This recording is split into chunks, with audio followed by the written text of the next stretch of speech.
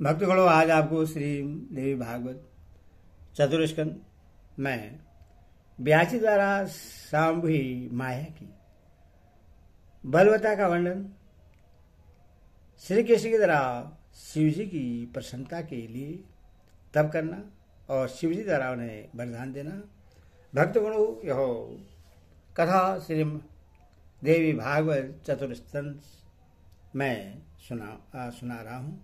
आप इसको ध्यान पर सुने और इस चैनल को लाइक सब्सक्राइब जरूर करें। कथा सुनिए। राजा बोले, हे मुनिवर, आपकी इस बात से तथा साक्षात विष्णु के अंशावतार भगवान कृष्ण के ऊपर कष्ट का पड़ना देखकर मुझे संदेह हो रहा है। भगवान विष्णु के अंश से उत्पन्न श्री कृष्ण अपरिमित प्रताप से संपन्न थे, फिर भी भगवान के उस पुत्र का परवश ग्रह से हरण कैसे संभव हुआ? वह दैत्य संबरासुर चारों ओर से भली भांति सुरक्षित रमणी नगर के अत्यंत गुप्त स्थान में अवस्थित परवश ग्रह में प्रवेश करके उस बालक को कैसे उठा ले गया? यह बड़ी विचित्र तथा अद्भुत बात है कि भगवान श्री कृष्ण भी इससे नहीं जान पाए। हे सत्यवती नंदन, मेरे मन में इस बात को लेकर महान आश्चर्य उत्पन्न हो रहा है। हे ब्राह्मण, आप द्वारिकापुरी में वासुदेव श्री कृष्ण के विद्यमान रहते हुए भी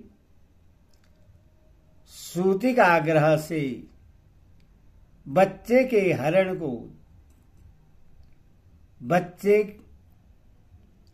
हरण की जानकारी उन्हें नहीं हो सकी। मुझे इसका कारण बताइए। व्यास जी बोले, हे राजन, प्राणियों की बुद्धि को विमोहित कर देने वाली माया बड़ी बलवती होती है। यह स्वामी नाम से प्रसिद्ध है। संसार में कौन ऐसा प्राणी है जो इस माया के प्रभाव से मोहित नहीं हो जाता है? मनुष्य जन्म पाते ही प्राणी में समस्त मानवोचित गुण उत्पन्न हो जाते हैं। ये सभी गुप्त देह से संबंध रखते हैं। देवता अथवा दानव कोई भी इससे परे नहीं है। भूख, प्यास, निद्रा, भय, तंद्रा, व्यामोह, शोक, संदेह, हर्ष, अभिमान, बुढ़ापा, मृत्यु, अज्ञान, गलानी, बैर, ईर्ष्या, परदो, दृष्टि, मद और थकावट, ये देह के साथ उत्पन्न होते हैं। हे राजन, ये भाव सभी पर अपना प्रभाव डालते हैं। जिस प्रकार श्री राम अपने समक्ष विचरणशील स्वर्ण मृग की वास्तविकता को नहीं जान पाए और वे सीता हरण और जटायु मरण की घटना भी नहीं जान सके, श्री राम यह भी नहीं जान सके कि अभिषेक के दिन ही उन्हें वनवास होगा और वे अपने वियोग जनित शोक से पिता की मृत्यु भी नहीं जान पाए।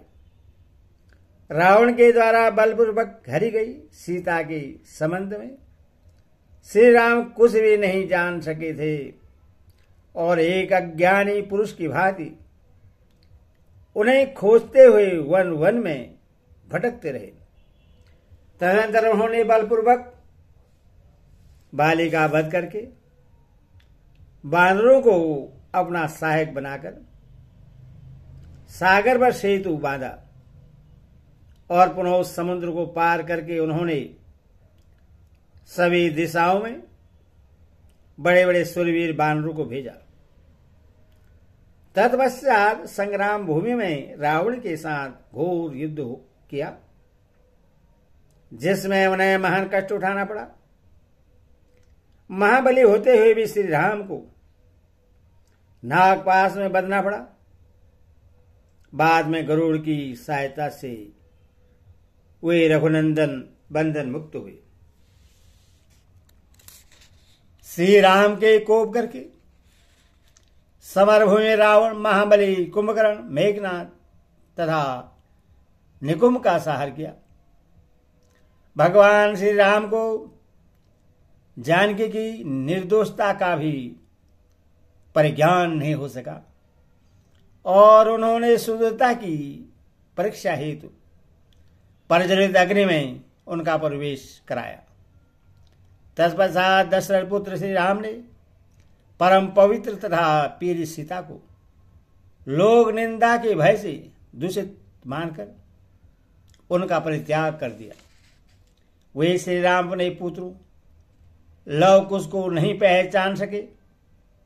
बाद में महर्षि वाल्मीकि ने उन्हें बताया कि वे दोनों महाबली बालक उन्हीं के पुत्र हैं। वे रघुनंदन श्री राम सीता के पाताल जाने की भी बात नहीं जान पाए। वे कुपित होकर भाई का वध करने को उद्धत हो गए। दानव खर के सहारक श्री राम को काल के आगमन का भी ज्ञान नहीं हो सका। मानव शरीर धारण करके उन्होंने मनुष्य के समान कार्य किए। ऐसे ही श्री कृष्ण ने भी सभी मानवोचित भाव प्रदर्शित किए। इस विषय में अन्यथा विचार नहीं करना चाहिए। यदुनंदन श्री कृष्ण पहले कंस के भय से गोकुल जाने को विवश हुए। कुछ समय के पश्चात जरासंध के भय से मथुरा छोड़कर श्री कृष्ण को द्वारिका जाना पड़ा। वही श्री कृष्ण अधर्मपूर्ण कार्य करने में प्रवृत्त हुए, जो कि उन्होंने सनातन धर्म को जानते हुए भी शिशु पाल के द्वारा वर्ण की गई रुक्मणी का हरण कर लिया। सम्रासुर के द्वारा पुत्र का बलपूर्वक हरण कर लिए जाने पर उसके लिए श्री कृष्ण शोकाकुल हो उठे और भगवती से पुत्र के जीवित होने की बात जानकर वे प्रश्न हो गए। ईश्वर का हर्ष तथा शोक इन दोनों से वे प्रभावित रहे। सत्यभामा की आज्ञा से स्वर्ग में जाकर कल वृक्ष के लिए उन्होंने इंद्र के साथ युद्ध किया। युद्ध में इंद्र को परास्त करके अपना स्त्री शिव तत्व प्रकट करते हुए श्री कृष्ण ने इंद्र से वह कल वृक्ष छीन लिया था। माननीय सत्यभामा का मान रखने के लिए प्रभु श्री कृष्ण काष्ठ मूर्ति के रूप में चित्रित हो गए और सत्यभामा ने पति श्री कृष्ण को वृक्ष में बांधकर उन्हें नारद को दान कर दिया। तत्पश्चात सत्यभामा ने सोने का कृष्ण दान में देकर उन्हें नारद जी से मुक्त कराया।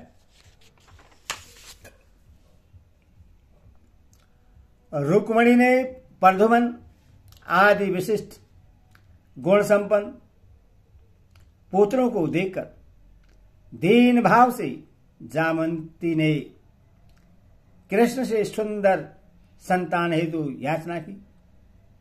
तब तपस्या करने का निश्चय करके वे पर्वत पर चले गए, जहां महान तपस्वी तथा शिवभक्त मुनि उपमन्यु विराजमान थे। वहां पर पुत्राभिलाषी श्री कृष्ण ने उपमन्यु को अपना गुरु बनाकर उनसे पाशुपत शिक्षा ली और वे वहीं पर मुंडित होकर दंडी हो गए। महीने भर फलाहार करते हुए श्री कृष्ण ने घोर तपस्या की और शिवजी के ध्यान में लीन होकर शिव मंत्र का जप किया। दूसरे महीने में केवल जल पीकर और एक पैर से खड़े होकर श्री कृष्ण ने कठोर तप किया। तीसरे महीने में वे वायु भक्षण करते हुए पैर के अंगूठे के अग्रभाग पर स्थित रहे। तत्पश्चात छठे महीने में भगवान रुद्र उनके भक्तिभाव से प्रसन्न हो गए और उन चंद्र कलाधारी भगवान शंकर ने पार्वती सहित उन्हें प्रत्यक्ष दर्शन दिया। वे नंदी बैल पर सवार होकर वहां आए थे और इंद्र आदि देवताओं से घिरे हुए थे। उस समय ब्रह्मा और विष्णु भी उनके साथ थे तथा साक्षात यक्ष और गर्दभ उनकी निरंतर सेवा कर रहे थे। उन वासुदेव श्री कृष्ण को संबोधित करते हुए शंकर जी ने कहा, हे कृष्ण, हे महामते, तुम्हारी इस कठोर तपस्या से मैं प्रसन्न हूं। अतः हे यादव नंदन, तुम अपने वांछित मनोरथ बताओ, मैं उन्हें दूंगा। सभी मनोरथों को पूर्ण करने वाले मुझ शिव का दर्शन हो जाने पर कोई भी कामना शेष नहीं रह जाती। व्यास जी बोले, उन्होंने भगवान शंकर को प्रश्न देकर देवकी नंदन श्री कृष्ण प्रेम पूर्वक उनके चरणों में दंड की भांति गिर पड़े। तदंतर देवेश्वर सनातन श्री कृष्ण शंकर जी के सम्मुख खड़े होकर मेघ सदृश गंभीर वाणी में उनकी स्तुति करने लगे। श्री कृष्ण बोले, हे देव देव, हे जगन्नाथ, हे सभी प्राणियों के कष्ट के विनाशक, हे विश्व योनि, हे दैत्यवर्धन, हे त्रिलोक कारक, आपको नमस्कार है। हे नीलकंठ, आपको नमस्कार है। आप त्रिशूलधारी को बार बार नमस्कार है। दक्ष के यज्ञ का विध्वंस करने वाले आप पार्वती वल्लभ को नमस्कार है। हे सुव्रत, आपके दर्शन से मैं धन्य तथा कृतकृत्य हो गया। आपके चरण कमल का नमन करके मेरा जन्म सफल हो गया। हे जगत गुरु, इस संसार में आकर मैं स्त्री रूपी बंधनों में आबद्ध हो गया हूं। हे त्रिलोचन, अपनी रक्षा के लिए आज मैं आपकी शरण में आया हूं। हे दुग्नासन, मानव जन्म पाकर मैं बहुत खिन्न हो गया हूं। हे भव, शरण में आए हुए तथा सांसारिक दुखों से भयभीत मुझ दीन की इस समय आप रक्षा कीजिए। हे मदन दाहक, मैंने गर्भ में रहकर बहुत कष्ट पाया है। जन्म काल से गोकुल में रहते हुए मुझे कंस से भयभीत रहना पड़ा। तत्पश्चात नंद के यहां मुझे गौपालन का कार्य करना पड़ा और गायों के खुर से उड़ी हुई धूल से धूसरित केश पाश वाला होकर घने वृंदावन में इधर उधर विचरण करता हुआ मैं ग्वालों की आज्ञा का पालन करने को विवश हुआ। हे विभो, उसके बाद मलेच्छराज कालियन के भय से संत्रस्त होकर मथुरा जैसी दुर्लभ तथा शुभ पेट भूमि छोड़कर मुझे द्वारिकापुरी चले आना पड़ा। हे विभो, राजा यदादि के सांबस भय के कारण अपने कुल धर्म की रक्षा में तत्पर मैंने स्मृतिमयी मथुरा तथा द्वारिकापुरी का राज उग्रसेन को सौंप दिया और सदा उनका दास बनकर उनकी सेवा की। हमारे पूर्वजों ने उन उग्रसेन को ही यादों का राजा बनाया था। हे शंभु, गृहस्थी का जीवन अत्यंत कष्टप्रद होता है। इसमें सदा स्त्री के वशीभूत रहना पड़ता है और अनेक धार्मिक मर्यादाओं का उल्लंघन हो जाता है। इसमें परतंत्रता, स्त्री पुत्र आदि बंधन सदा बांधे रखता है। इस जीवन में मोक्ष की वार्ता तो दुर्लभ रहती है। रुक्मिणी के पुत्रों को देखकर मेरी भार्या जावंती ने पुत्र प्राप्ति के निमित्त तपस्या करने के लिए मुझे प्रेरित किया। अतएव हे मदनान्तक, पुत्र प्राप्ति कामना से मुझे यह तपस्या करनी पड़ी। हे देवेश, पुत्र प्राप्ति के लिए आपसे याचना करने में मुझे लज्जा का अनुभव हो रहा है। हे जगत गुरु, आप मुक्तिदाता तथा भक्त वत्सल देवेश्वर की आराधना के बाद उनके प्रश्न हो जाने पर कौन मूर्ख ऐसी विनाशील तथा तुच्छ फल की कामना करेगा। हे शंभो, हे जगतपते, हे विभो, अपनी भार्या जावंती से प्रेरित होकर आपकी माया से विमूर्छित यह मैं आप मुक्तिदाता से पुत्र सुख की याचना कर रहा हूं। हे शंभो, मैं जानता हूं कि यह संसार कष्टदायक, दुखों का आगार, अनित्य और विनाशील है। फिर भी इसके प्रति मेरे मन में वैराग्य भाव का उदय नहीं हो रहा है। नारायण का अंश होते हुए भी पूर्व जन्म के सांप के कारण माया पास में आवृत होकर नानाविध कष्ट भोगने के लिए मुझे पृथ्वी तल पर जन्म लेना पड़ा। व्यास जी बोले, भगवान श्री कृष्ण के ऐसा कहने पर महेश्वर ने उनसे कहा, हे शत्रुदमन, आपके बहुत से पुत्र होंगे, आपकी 16,050 भार्यां भी होंगी। उनमें से प्रत्येक स्त्री की से 10-10 महाबलवान पुत्र उत्पन्न होंगे। ऐसा कहकर प्रिय दर्शन शिव जी चुप हो गए। तत्पश्चात प्रणाम करते हुए श्री कृष्ण से देवी पार्वती ने कहा, हे कृष्ण, हे महाबाहु, हे नराधिप, इस संसार में आप सर्वश्रेष्ठ ग्रस्त होंगे। इसके बाद हे जनार्दन, 100 वर्ष व्यतीत होने पर एक विप्र तथा गंधारी के स्नान के कारण आपके कुल का नाश हो जाएगा।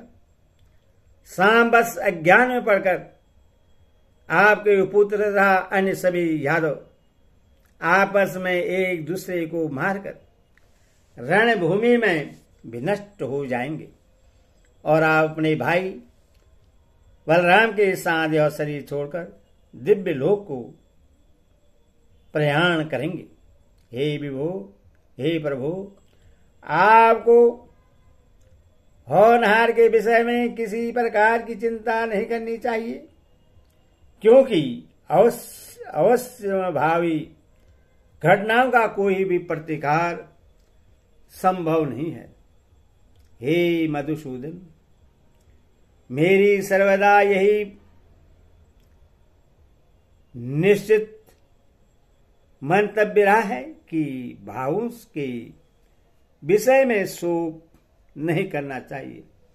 हे कृष्ण, आपके प्रयाण कर जाने पर अष्टावक्र के सांप के कारण आपकी भार्याएं चोरों द्वारा हल ली जाएगी। व्यास जी बोले, ऐसा कहकर भगवान शिव समस्त देवताओं तथा पार्वती समेत अंतर्ध्यान हो गए।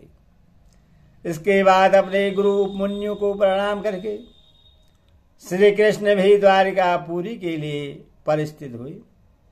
हे राजन, यदि ब्रह्मा आदि देवता लोक के अधीश्वर हैं, फिर भी माया रूपिणी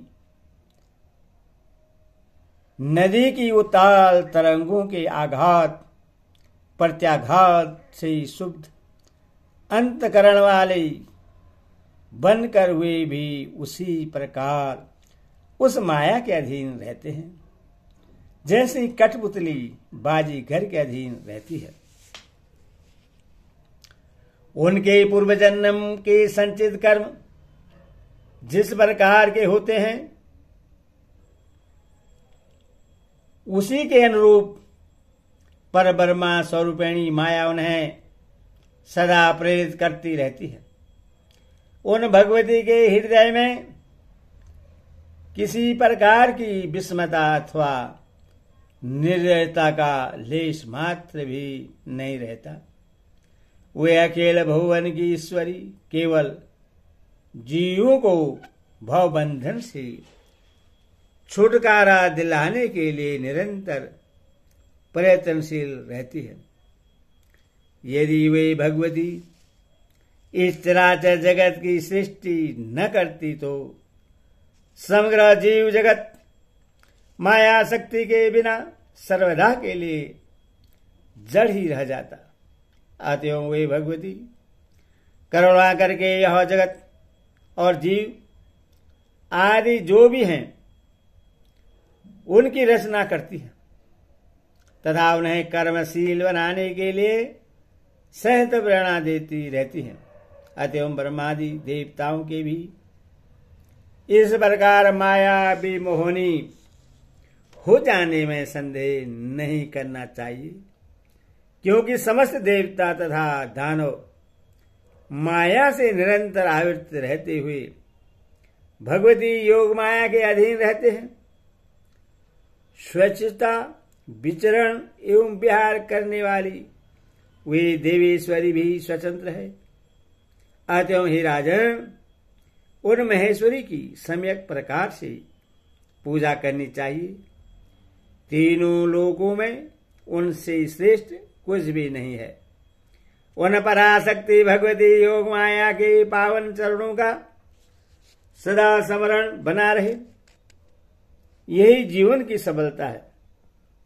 मेरा जन्म उस कुल में न हो जहां देव की उपासना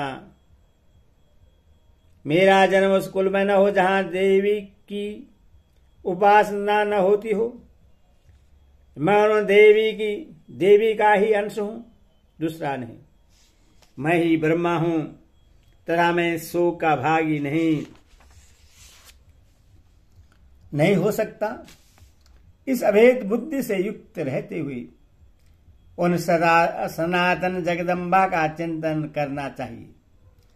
गुरु के उपदेश से वेदांत स्वर्ण आदि के द्वारा भगवती के स्वरूप को जानकर नित्य एकाग्र मन से उन आत्म स्वरूपिणी योग माया की भावना करनी चाहिए। ऐसा करने से प्राणी भव बंधन से शीघ्र ही छूट जाता है, अन्यथा करोड़ों कर्मों से भी नहीं छूट सकता। निर्मल अंतकरण वाले सभी श्वेता स्वतर आदि ऋषिगण उन्हें आत्मस्वरूपिणी भगवती का अपने हृदय में साक्षात्कार करके भव बंधन से मुक्त हुए हैं। उन्हीं की भांति ब्रह्मा विष्णु आदि देवता तथा गौरी लक्ष्मी आदि देवियां ये सब उन्हीं शक्ति दानंदा स्वरूपिणी भगवती की उपासना करते हैं। हे राजन, हे अनग, नानाविध परपंचों के तप से त्रस्त अथवा त्रस्त आपने मुझसे जो कुछ पूछा था मैंने वह सब बता दिया। अब आप और क्या सुनना चाहते हैं? हे महाराज, मैंने आपको यह परमश्रेष्ठ आख्यान सुनाया है जो सर्वपाप विनाशक पुण्यदायक पुरातन तथा अत्यंत अद्भुत कथानक है, जो इस वेद तुल्य पुराण का नित्य स्वर्ण करता है। वह सभी पापों से मुक्त होकर देवी लोक में महान आनंद प्राप्त करता है। सूर्य बले हे मुनियो, मैंने व्यास जी के द्वारा विस्तार पूर्वक कहे गए इस श्रीमद् देवी भागवत नामक पंचम महापुराण को उनसे सुना था। एते श्रीमद्देवी भागवते महापुराणे षष्ठाव दश सहस्रशैतानां चतुर्स्कन्धे पराशक्ति सर्वज्ञ तत्त्वकथन नाम पंचविंशोऽध्यायो। हरि ओम तस्य। भक्ति माता की जय।